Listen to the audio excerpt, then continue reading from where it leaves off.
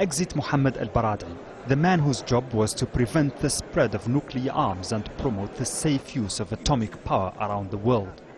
For more than a decade at the top of the International Atomic Energy Agency, he fought two simultaneous battles.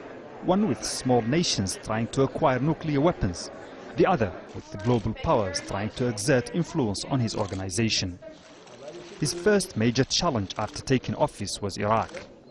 He was tasked with finding out whether Saddam had a nuclear program, but the US had another plan. Al-Baradei had to fight off some very adverse political intervention from the United States, the European Union, particularly Britain and America, in trying to find the smoking gun in Iraq. So Al-Baradei had to fight a rearguard action on that.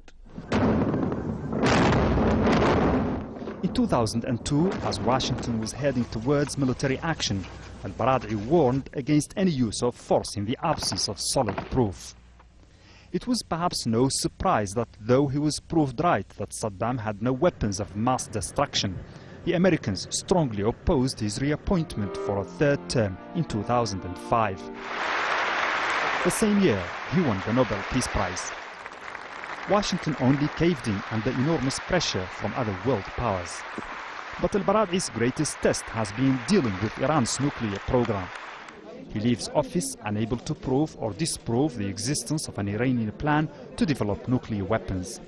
As in the case of Iraq, he continues to warn against the use of force to end the West's standoff with Tehran.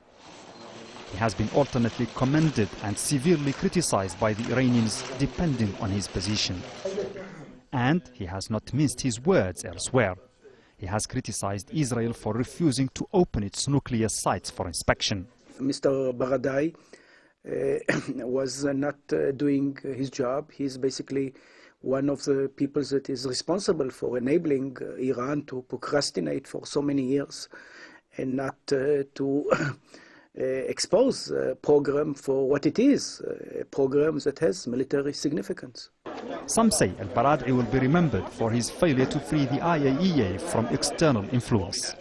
He's had the rug pulled from under his feet, particularly by the Americans. And of course the real sort of, if you like, the real septic boil in the argument moment remains Israel. After 12 years in one of the toughest jobs on earth, the jury is out as to whether he succeeded in making the world any safer. Mohammed Val, Al Jazeera.